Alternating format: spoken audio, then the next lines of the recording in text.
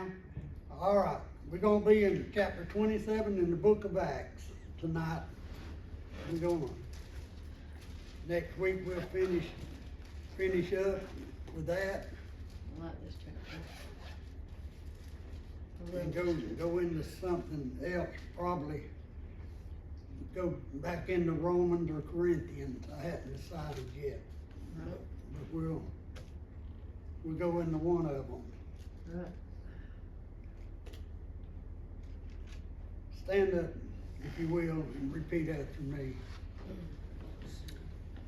Let the words of my mouth, Let the words of my mouth meditation of my heart, and the meditation of my heart be acceptable in thy sight. be acceptable in thy sight. O Lord, O Lord, my strength my strength and my redeemer. and my redeemer. Amen. Sister White, will you start off, read from, what verse is that, the first one? You got it? 33, I think. Okay. And when it was determined that we should sail unto Italy, they delivered Paul and a certain other prisoners unto one named Julius, a centurion of Augustus' band, and entering into a ship of Adramyttium, and we launched to sail across the coast of Asia, one Aristarchus, and a Macedonian and Thessalonica being with us. And the next day we touched on Sidon, and Julius courteously entreated Paul and gave him liberty to go into his friends to refresh himself. And when he had launched from thence, we sailed into Cyprus, because the winds were contrary. And when we had sailed over the sea of Sicilia, Pamphylia, and to Myra, a city of Lycia, there the centurion found a ship of Alexandria sailing into Italy, and he put us therein. And when he had sailed slowly many days, and scarce were over against Cnidus, the wind not suffering us, we sailed under Crete, under against the Salmon, and hardly passing it, came into a place which is called the Fair Havens, nigh whereunto the city of Lycia. Now, when much time was spent, and when sailing was now dangerous because the fast was now already past, Paul admonished them, and said unto them, Sirs, I perceive that this voyage will be with hurt and much damage, not only of the landing and ship, but also of our lives. Nevertheless, the centurion believed the master and the owner of the ship more than those things which were spoken by Paul. And because the haven was not commodious to winter in, the more part advised to depart thence, if by any means they might attain to Phoenix, and there to winter, which is an haven of Crete, and lieth toward the southwest and northwest. And when the south wind blew softly, supposing that they had obtained their purpose, loosened thence they sailed close by Crete. But not long after arose against it a tempestuous wind called Euronilikon, and when Euroclydon. Okay. And when the ship was caught and could not bear it unto the wind, we let her drive, and running under a certain island which is called Clauda, and had much work to come by the boat, which when they had taken up, they used helps undergirding the ship, and fearing lest they should fall into the quicksands, straight sail, and were so driven. And we, being exceedingly tossed with a tempest, the next day they lightened the ship. And the third day we cast out with our own hands the tackling of the ship. And when neither sun nor stars in many days appeared, and no small tempest lay on us, all hope that we should be saved was then taken away. Now let's reflect on where we're at here now. Paul, they taken Paul, supposed to be shipping Paul and some other ones, to Crete. And, while they're at sea, they're run into a big storm. Just in layman's term, I'm just paraphrasing. They've run into a big storm. What happened during that storm? Well, it began to hit them hard, so they began to throw things off the boat to make the boat lighter and everything, where it would make it to shore, make it to a safe place. But yet, they didn't get off enough to do that. In verse 21, Marie, you want to pick up there? But after long absence, Paul stood forth in the midst of them and said, Sirs, you should have hearkened unto me, and not have loosed from Crete, and to have gained this harm and loss. And now I exhort you to be of good cheer, for there shall be no loss of any man's life among you, but of the ship. For there stood by me this night the angel of God, whose I am and whom I serve, saying, Fear not, Paul, you must be brought before Caesar. And lo, God has given you all them who sail with you. Wherefore, sirs, be of good cheer, for I believe God that it shall be even as it was told me. Howbeit we must be cast upon a certain island. But when the 14th night was come, as we were driven up and down in Ardria, about midnight the shipmen deemed that they drew near to some country, and sounded and found it 20 fathoms. And when they had gone a little further, they sounded again, and found it 15 fathoms. Then fearing lest we should have fallen upon the rocks, they cast four anchors out of the stern, and wished for the day. And as the shipmen were about to flee out of the ship, when they had let down the boat into the sea, under cover, as though they would have cast anchors out of the foreship, Paul said this to the centurion and to the soldiers, Except these abide in the ship, you cannot be saved. Then the soldiers cut off the ropes of the boat and let her fall off. And while the day was coming on, Paul besought them all to take meat, saying, This day is the 14th day that you have tarried, and continued fasting, having taken nothing. Wherefore I pray you to take some meat, for this is for your health. For there shall not a hair fall from the head of any of you. And when he had thus spoken, he took bread and gave thanks to God in the presence of them all. And when he had broken it, he began to eat. Then were they all of good cheer, and they all took some meat. Want me to keep reading? Do what? I stopped at 36. Okay, Sister Vivian, will you take up there in verse 39? 36. 37. Oh, 37? 37. Okay. I'm sorry. And we were in all in the ship 260 souls. And when they had eaten enough and lightened the ship and cast out the wheat into the sea, and when it was day, they knew not the land, but they discovered a certain creek with a shore into the which they were minded, if it were possible, to thrust in the ship. And when they had taken up the anchors, they committed themselves into the sea, and loosed the rubber bands, and hoisted up the mainsail to the wind, and made toward the shore.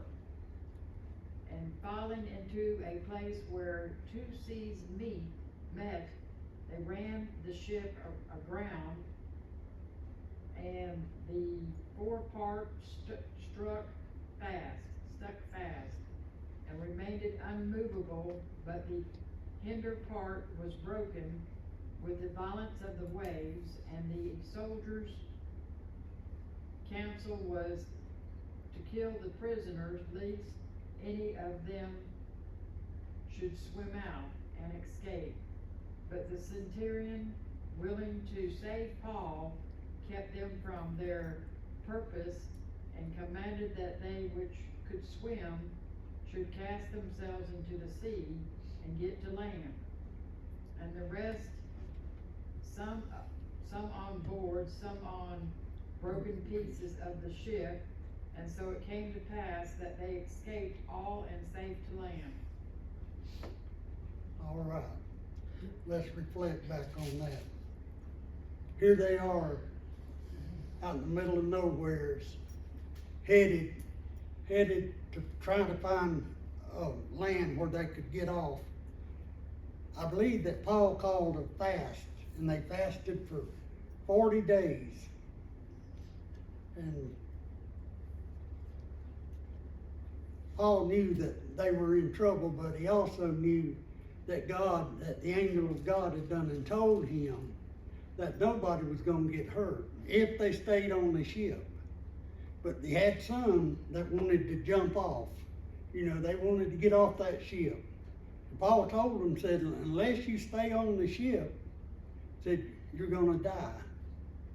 So all 250, I believe it was, decided they were going to stay on the ship, and they did, and they all survived. What is the moral of this story about the shipwreck Paul was on? Comment? I know I was going through a time at one time back in early '96. I was going through a great thing with my son and something with myself at the same time, and I went to Brother Hunt's church, and right out of the blue, I don't know what he was preaching, but I was in distress. And he, right out of the blue, I don't know what he preached before or after, he says, you know, a boat has a painted line on it. Mm-hmm. And when it gets overweighted, that line, you have to throw some things overboard. Well, that's what I grabbed, and for the next week, I applied that. I didn't know it was biblical. I didn't know where it was at. Yeah. Well, the next week, same, but I was a little bit better, but right again, he did the same thing. He said, well, if you're really shipwrecked, grab a board. Yeah. So I knew that the Lord was going to carry me. We don't have to figure out the how, the when, the what. We just know who. Yeah. And so there was a lot of meaning in this, you know, Bible, because Euros was meaning, you know, the winds, and which means a storm. Wind, yeah. It was a storm anyway.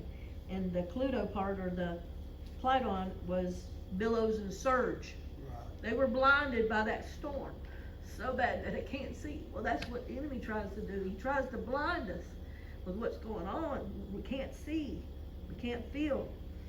And they had you know, first they couldn't eat for 2 weeks, you know what I mean? And they had lightened all that, but just a little bit on the thing, and then he told them to eat. They were on a storm for 2 weeks. Well, think about what you just said. They were blinded by the storm. How many of us are blinded by the storm? I'm not talking about being out there on the sea, that kind of storm. I'm talking about the storms of our lives. How many of us are blinded sometimes by the storm that comes against us every day? You know, these fellas were in a situation, but God provided a way for them to make it to shore. Right? They weren't just blinded, they were beat. Because if you've ever been in a storm, you're swung from one end to the other. That boat was a rocking. Right. And so it was taking a toll. Yeah. And to make that ship lighter, to float up above the storm, just like an eagle flies above a storm. They don't fret, they see what's coming. I did a study on eagles. And then 24 and 23, he declared 4 anchors of faith. He says, of God who I am, whom I serve, and God hath given thee, for I believe God. So he had 4 anchors there. So I had highlighted and put my thing there, and there was 276 men there that first wanted to get out of the boat and have their own escape and wait. And he told them again, Cause sometimes we wanna go our way, Right. but he said, go God's way, and they had wanted to let down those boats, the lifeboats, you know, those, whatever. They ended up cutting the rope and But making they it cut fall. the rope and they let it go into Yeah. the sea and stayed on the boat. And there they fasted and they prayed and they were all there together. And at first, you know, they didn't want to believe, but they stood upon it, cause they could've went on. Well, I kinda believe that God wanted them to experience that storm, you know, because they believed the captain of the ship, they believed the owner of the ship over what Paul had told them. Well, they went on the ship because they said it was safe. Yeah, That's what the captain had said. They Yeah. checked that kind of stuff, you know what I mean, with the charts and this and that and plotted, you know, but that little island right there kinda blinded them, and when they got on the other side of that, it broke loose. yeah, And they got on the east side of it. If you've ever noticed, when an east wind come, that's when locusts came, when storms came. You talk about having a worse of a storm coming from the east. yeah. And so, there was a lot that, at that time, I remember, you know, that he kept me even then, and every That's- storm, you know, is different, but he's always made a way. Well, just like, you know, he told them, you know, I've made a way for you. Said, you got boards floating, you can get on them boards and go, you know, make it to shore. And just imagine being out there and having to go to shore on a board. The front part of the ship made it up on the hill there. Right. But behind the her. back part of the ship was destroyed by the waves and the wind, the boisterous winds and all that. But God will make a way. When he promises us something, or the angels of God promises us something, it's gonna happen because he got it direct from God. And that's what we need to believe. A lot of people don't believe in angels, you know, but the Bible declares that every one of us has an angel looking over us. Right, and he is the ship, piece of the wood of humanity part of him. He was broken up even for us, Yeah, so that we could, it could be carried by that. yeah. And so this one, I love this one. Yeah, it's a story, and there's no telling. You probably can't count how many preachers has preached on this very subject, you know, about the shipwreck and all. But Paul, ever since the Damascus experience, Paul had been a servant of God, a dedicated servant of God. He wasn't one to turn away from God or walk away. He obeyed God in everything that God instructed him to do. That's why obedience is better than sacrifice. Right, and We need to obey God. and two, lightning and getting rid of stuff out of our lives Yeah, that is not necessary. All that tackling and everything that won't do us any good in a storm that we've been holding on to, that tries to drag us down, that's a good time to get it gone. yeah, they took everything and threw it off, you know. But the angel had done and promised Paul, said, look, said, not a hair on your head, on anybody's head, they'll lose, you know, as long as you stay on the ship. And we obey God, he's gonna go before us and he's gonna make a way. Anybody else got a question? What was you talking about when you said that they were fasting? How many? I believe they fasted for 40 days and 40 nights. Well, 2 Before weeks they, and this, before 2 they weeks and threw this the one. rest of their food over, they fasted. that was saying in here, hold on, let me find it. 14 days, Yeah, 14 yeah, days. not 40. But 2 weeks, I was like, Where's it at? that's still a long time. Yeah, No, I can't find it. But in, verse, 21, it says, but after a long, what is that word? Abstinence. Yeah, it says it does not refer to a fast as some claim, but rather that they hadn't had a prepared meal for some days. Well, that means long absent, that means without food. Right. You know, right. they abstain from eating. Yeah, and then one of it says they fasted one day, pertaining to one day. Yeah. So, I was just wondering about that. No, it was 2 weeks worth of not having anything prepared like they Well, continued it fasting. goes on to say they fasted for 14 days. Yeah. And after that, they took meat and ate, and then they threw the wheat, what was left, they threw it overboard to lighten the load. You know, if they hadn't followed them rules and done like Paul had asked them to do, every one of them would have been destroyed. Every one of them would have died. That's why it's so important. It thinks about when Peter was walking, makes me think about when Peter was walking on the water. As long as he kept his eyes on God, on Jesus, he could walk on that water. He was all right. But when he turned his face away from Jesus, what happened? The Bible says that he began to sink.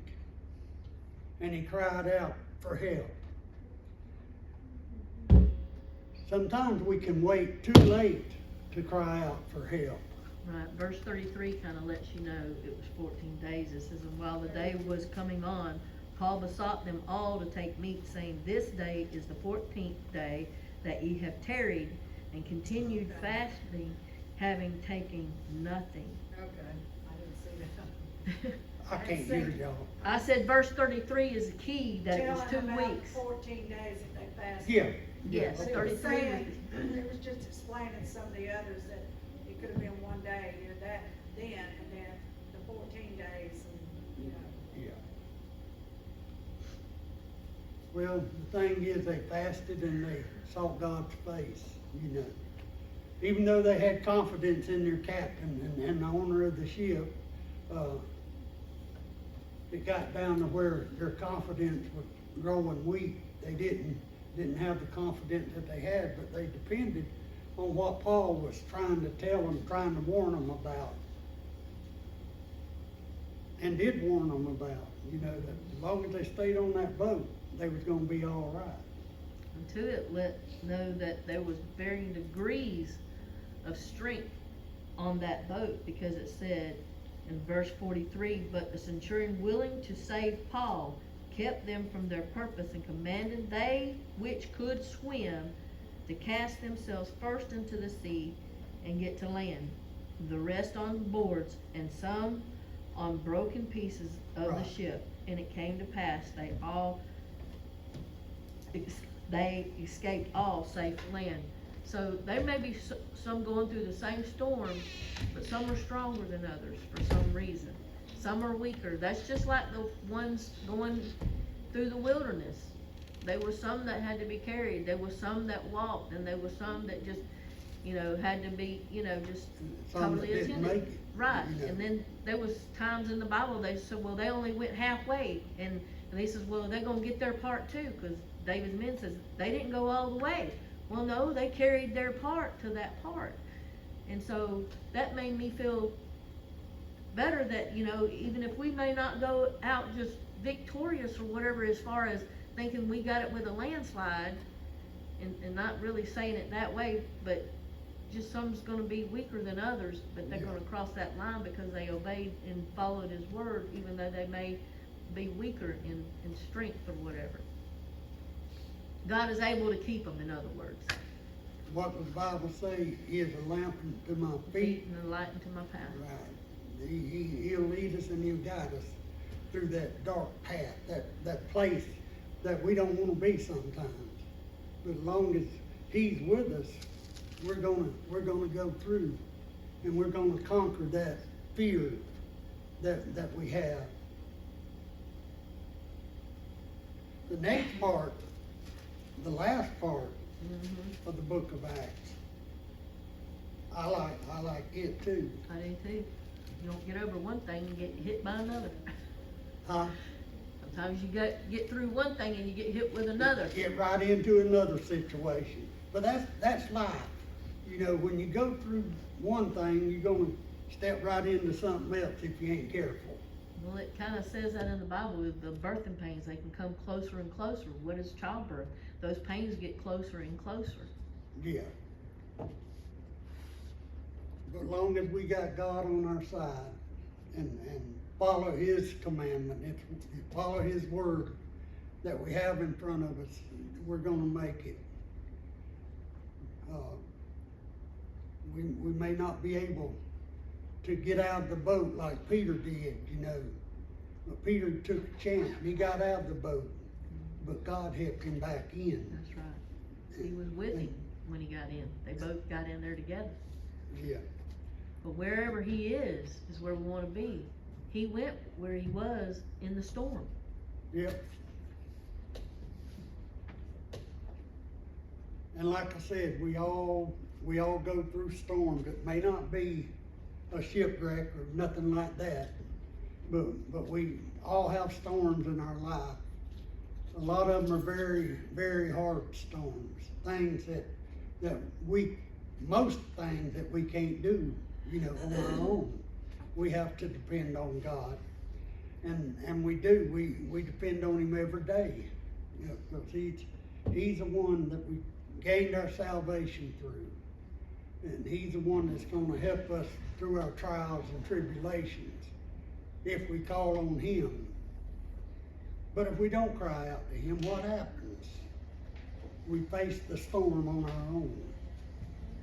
And sometimes that's not a good thing when you're facing it on your own, don't know what to do. God didn't give you no instructions on how to do that thing. You know, just think about it.